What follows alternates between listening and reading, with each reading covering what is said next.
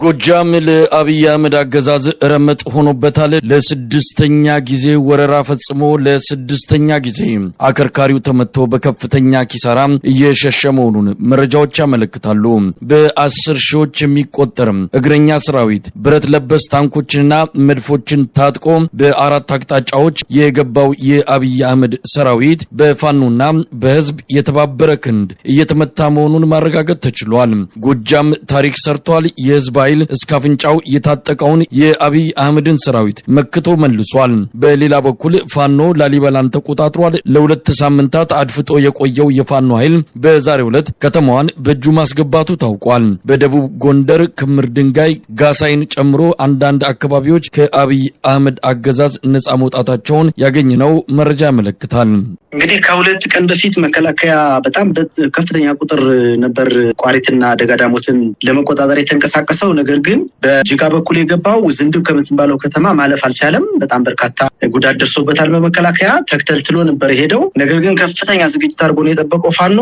ከዚህ በፊት ገነት አቦ ደርሶ ነበረ። ቋሪትን ለመቆጣጠር ሙከራ አድርጎ ዝንድብን አልፎ ገነት አቦ ላይ ደርሶ ነበር።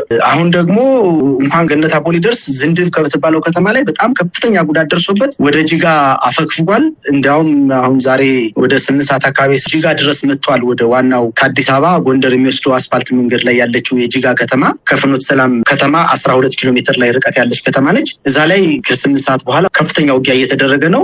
ፋኖ እየገፋቸው ነው ወደ ፍኖተ ሰላም። ደጋዳሞት ላይ ከቋሪቱ በጣም በበለጠ ሁኔታ ደጋዳሞት ፈረስ ቤት ከተማን ለመቆጣጠር እንቅስቃሴ አድርጎ ነበረ። በጅጋ በኩል የሄደው ኃይል ተመቶ ቅቤ ገደል ማለፍ አልቻለም። ቅቤ ገደል ላይ በጣም ከፍተኛ ጥንቃቄ በተሞላበት ቦታውም ለመከላከልና መልሶ ለማጥቃት የሚያመች ቦታ ላይ ነበር የጠበቀው ፋኖ። ተመቶ ተመልሷል። እንግዲህ ያሰበውን የደጋዳሞትን ዋና ከተማ ፈረስ ቤትንና የቋሪት ከተማን ገበዘ ማርያምን መቆጣጠር አልቻለም።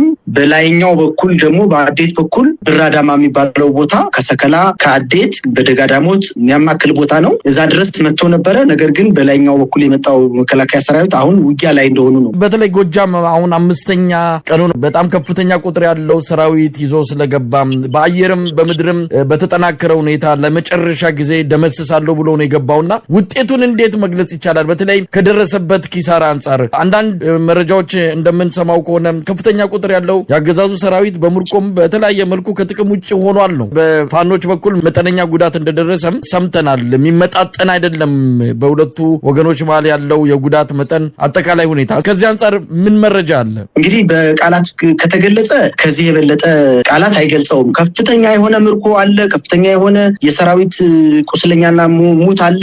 መከላከያ ዝንድብ ከተማ ላይ በተለይ ወደ ጅጋ እየሸሸ ባለበት ሰዓት የወደቁ መከላከያዎችን እንኳን ማንሳት አልቻለም ነው። ድሉ በጣም ከፍተኛ ነው። ፋኖ ቅድመ ዝግጅት አድርጎ ነበረ። አጠቃላይ ማህበረሰቡን አንቅቶ አደራጅቶ ቦታ ሲይዞ ነው የጠበቀው። ዝንድብ በምትባለው ቦታና በቅቤ ገደል ደጋዳሞትን ደግሞ ለማጥቃት በቅቤ ገደል የተንቀሳቀሰው ኃይል ከፍተኛ ኪሳራ ነው የደረሰበት። በጣም ከፍተኛ ሙትና ቁስለኛ ነው የሆነው። በሎጂስቲክስ ደረጃ በከፍተኛ ሁኔታ ፋኖን አስታጥቆ ነው የተመለሰው። በደጋዳሞት የሚባለው አጠቃላይ ሰከላ ቋሪትና ፈረስ ቤት አካባቢ ላይ ተደጋጋሚ ሽንፈት ነው የደረሰበት። ከዚህ አልፎ አሁን እኮ ውጊያው ቡሬ ከተማን እኮ ፋኖ ተቆጣጥሯል። ቡሬ ከተማን ተቆጣጠረ ማለት እኮ በወለጋ በኩል ያለውን መስመር ዘግቶታል ማለት ነው። እንዲያውም ተጨማሪ ኪሳራ ነው የደረሰበት።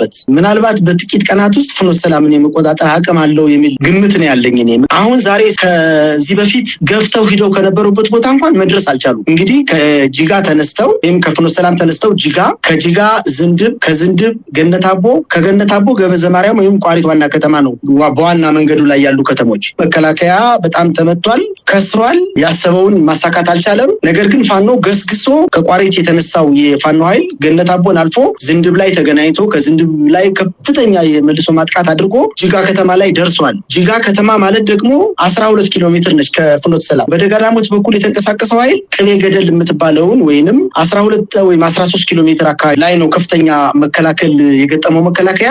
አሁን ወደ ደንበጫ ማፈግፈግ ላይ ነው። ቋሪትንና ደጋዳሞትን ትኩረት መንግስት ለምን እንደሰጠው ራሱ ሊገባኝ አልቻለም። ሽንፈቱን ለመሸፈን ቋሪትና ደጋዳሞትን በወታደራዊ ኃይል ይዣለሁ ብሎ ፕሮፓጋንዳ ለመስራት ካልሆነ በስተቀር እዛ ላይ የሚያገኘው ምንም ጥቅም የለም። ከፍተኛ ቦታ ነው፣ ደጋ ነው። ከድንችና ከገብስ ውጪ ሌላ የማይመረትበት አካባቢ ነው። ሂዶ ምን ሊያገኝ እንደሆነ አልገባኝም። ከዚህ በፊትም ደጋዳሞት ላይ ወይም ፈረስ ቤት ከተማ ላይ በ5ኛ ዙር ማጥቃት ተከፍቶ ሲገባ እንስሳት ሳይቀርቡ ከተማውን ለቀው ብቻውን ገብቶ 2 ቀን አድሮ ነው ተመልሶ የወጣው። ዛሬ ግን ያንን እድል አላገኘም። ተመቶ ተመልሷል። ምናልባት አሁን አንዳንድ መረጃዎችን እንሰማለን በምድር የፋኖን ኃይል መቋቋም እንዳልቻለ፣ ስለዚህም በድሮንና በተለያየ የአየር ላይ ጥቃቶች እንደዚሁ ወደዛ መሸጋገሩና በዛ ፋኖን ለማዳከም ወደዛ እርምጃ መግባቱን እየሰማን ያለ ነው። በአንዳንድ ቦታዎች ላይ የድሮን ጥቃት እየተፈጸመ ነው። የጎጃሙንም ጦርነት ማሸነፍ እንደማይችል ሲረዳ ወደዛ እየገባ ነው የሚል ነገር ነው።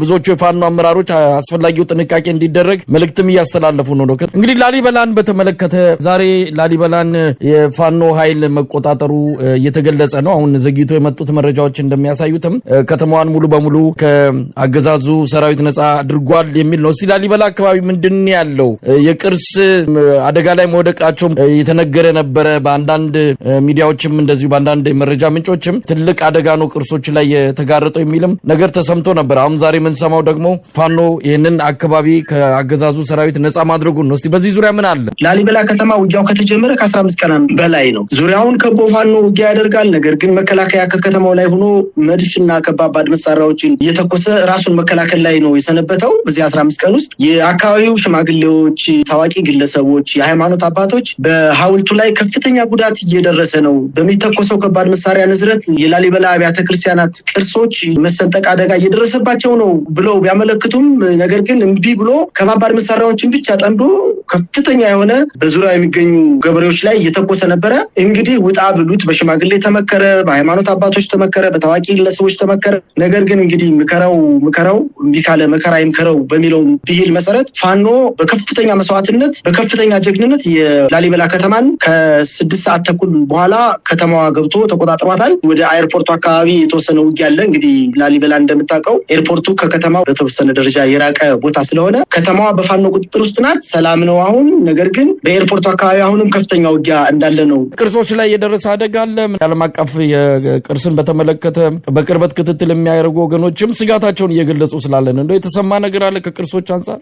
እንግዲህ መከላከያ ለቅርሱም ብቻ ሳይሆን ለአካባቢ ማህበረሰብ ምንም ግድ እንደሌለው የሚያሳየው ለ15 ቀናት በሙሉ ከባባድ መሳሪያዎችን፣ መድፎችን፣ ታንኮችን፣ ዙ23ቶችን ወደ ገጠራማ አካባቢዎች ከላሊበላ ከተማ ላይ በመሆን በጣም በየቀኑ በየሰዓቱ በየደቂቃው ከባባድ መሳሪያዎችን እየተኮሰ የገበሬ መንደሮችን ያቃጥል ነበረ።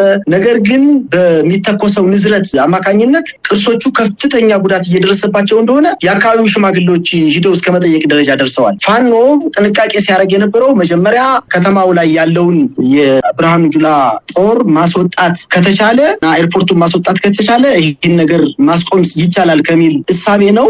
ከፍተኛ ጥንቃቄ አድርጎ በጣም በቆረጣ ጎሬላ በሚመስል ውጊያ ገብቶ ከተማ ውስጥ ላንቃቸውን አዘግቷቸዋል። የከባባድ መሳሪያዎችን ጉዳት ደረሰ ከተባለ ከከተማው ላይ ሲተኮሱ የነበሩ ትልልቅ ከባድ መሳሪያዎች ያደረሱት ጉዳት ነው እንደ ጉዳት ከተወሰደ።